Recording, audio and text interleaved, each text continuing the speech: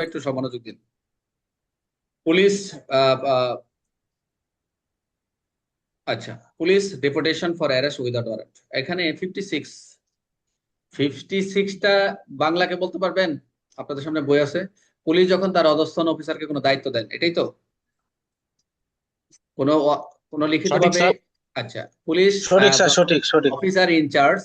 কারণ এগুলো যেভাবে করছে তো অসুবিধা নাই, এগুলো টেনশন নিয়ে না যে এখানে ইংলিশ লাগে না, এগুলো ওখান থেকে নিয়ে আসছি তো যাতে সংশোধন সহ আসছে।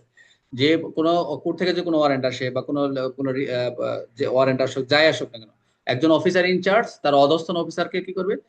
লিখিতভাবে জানাবে যেটা তুমি করো, এটা তাকে দায়িত্ব দিবে। দেখবেন আমরা বিভিন্ন কাগজ বাস্তব প্র্যাকটিক্যাল আমরা থানায় গেবেন, যত কাগজ ইনডোর্স হয়, যত কাগজ অফিসার ইনচার্জের নামে আসবে, থানার নামে আসবে, তো উনি কাগজগুলো সবাই কি করবেন? রিসিভ করবেন। মুন্সি নিয়ে আসবেন, নিশা আসে, সমস্ত কাগজগুলো যত মামলা আসুক, পার্ট ওয়ান পার্ট টু যেভাবে আসুক, বা এগুলো অন্তর্ভুক্ত করে যখন স্যারকে ধরবে, বলে দিবে যে ইনডোর্স করবে এএসআই অমুক, এএসআই নাজমুল, এএসআই তালিম। এরা কি করে? আইন ব্যবস্থা নিন, পরবর্তী আমাকে এতদিন হয়তো জানা ও স্যার বলবে, অপরপর দ্রুত রিপোর্ট দিয়ে দ্রুত এটা শেষ করে দেন। এরকম নিশ্চয় তাহলে অধস্তন অফিসার, অফিসার ইনচার্জ এবং অধস্তন অফিসারকে দায়িত্ব দেন। সেই ক্ষেত্রে করণীয় কি? অবশ্যই তিনি কি করবেন?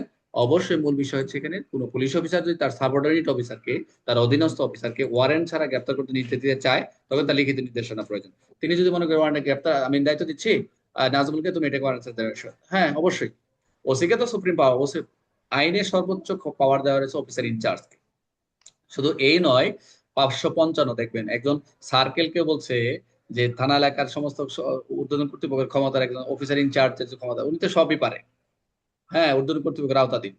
এগুলো পড়বেন। আচ্ছা, কিভাবে নির্দেশ দেওয়া হবে? প্রথম বলছে যে মূল বিষয় হচ্ছে সাবঅর্ডিনেট অফিসারকে তাকে ওয়ারেন্ট নির্দেশ দিতে চাচ্ছে, তাহলে দিবে, নির্দেশনা দিবে। কিভাবে দিবে? অফিসার ইনচার্জ, অফিসার ইনচার্জ দিবে লিখিত আদেশ দিবে, যাতে উল্লেখ থাকবে কি পার্সন বি অ্যারেস্ট, কাকে অ্যারেস্ট করতে হবে।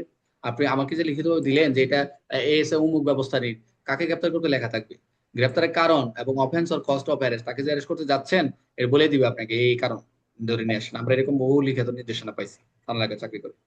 তো আরেকটা হচ্ছে সাবঅর্ডিনেট অফিসার, এটা হলো অফিসার ইনচার্জ। এই এই এই দুইটা নোট করে দিবে।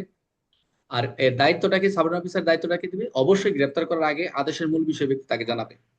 গ্রেপ্তার আপনি যাচ্ছেন, আপনি কি বলে দিবে মূল বিষয়টা এই এই হতে পারে। আর যদি কাউকে অ্যারেস্ট করতে চান, তা অবশ্যই যদি কেউ যাকে অ্যারেস্ট করতে যাচ্ছেন, অ্যারেস্ট পার্সন এবং সাবঅর্ডিনেট অফিসারকে এই লিখিত আদেশটা দেখাবে। উনি দেখাবে, অবশ্যই দেখাবে। ফর্মুলা সবকিছু একই, কিন্তু জাস্ট চেঞ্জ করা হয়েছে, ক্ষমতা দেওয়া হয়েছে। বুঝতে পারছেন? তার নাহলে তো ধারা এক দুইটা ধারা দিয়ে শেষ করতে পারতো। তাহলে আমরা কি দেখলাম? যে এই ধারার মূল বিষয়টা দেখলাম যে গ্রেপ্তারের যে দায়িত্বটা রয়েছে, এটা প্রক্রিয়া স্বচ্ছতা বৈধ রাখে, যাতে সঠিকভাবে থাকে। আর যাকে গ্রেপ্তার করতে চাচ্ছেন তাকে কেন গ্রেপ্তার করবে তাকে জানানো হচ্ছে। তাহলে আমরা কি করলাম? এই ছাপানো দেখলাম যে গ্রেপ্তারের, তার অধস্তন অফিসারকে যদি গ্রেপ্তার, কাউকে যদি গ্রেপ্তার করতে হয়, অধস্তন অফিসার যে ক্ষমতা বা দায়িত্ব দেন সেটা, এই পয়েন্ট গুলা তাকে জানাতে হবে, এই জানাতে হবে, লিখিতভাবে জানাতে হবে।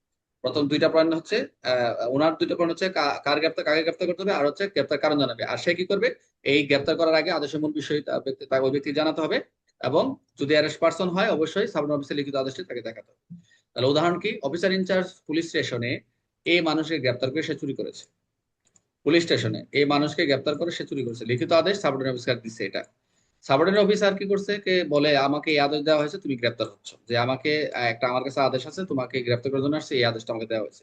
চাইলে উনি যে চায় অবশ্যই এই আদেশটা দেখাতে। তাহলে যদি একজন সাবঅর্ডিনেট অফিসার লিখিত আদেশ ছাড়া গ্রেপ্তার হয়, তাহলে অবৈধ গ্রেপ্তার হবে না এটা?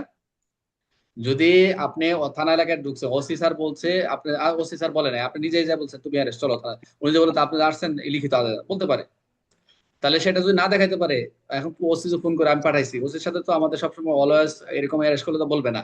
বাট ক্ষেত্র বিশেষে দুই একটা অ্যাক্সিডেন্ট হতে পারে, আপনি করে নিয়ে ফেলছেন কিন্তু জানতে জানি না, তদন্ত স্যার জানে না, মেবি হতে পারে, তখন এটা অবৈধ গ্রেপ্তার। তাহলে এই অ্যারেস্ট যিনি হবেন অবশ্যই আপনাকে আপনার বিরুদ্ধে চ্যালেঞ্জ করতে পারে। তাহলে আমরা দেখি সাবঅর্ডিনেট অফিসার ওয়ারেন্ট ছাড়া অ্যারেস্ট করতে হলে কি প্রয়োজন? অবশ্যই লিখিত আদেশ, যাকে গ্রেপ্তারের কারণ উল্লেখ থাকবে। আর গ্রেপ্তার করা ব্যক্তি লিখিত আদেশ দেখাতে চাইতে পারে, অবশ্যই কি সাবঅর্ডিনেটকে দেখাতে বাধ্য। আর অফিসার ইনচার্জ লিখিত আদেশ না দিয়ে সাবঅর্ডিনেটকে অ্যারেস্ট পাঠায়, তবে গ্রেপ্তার কি হবে? অবশ্যই।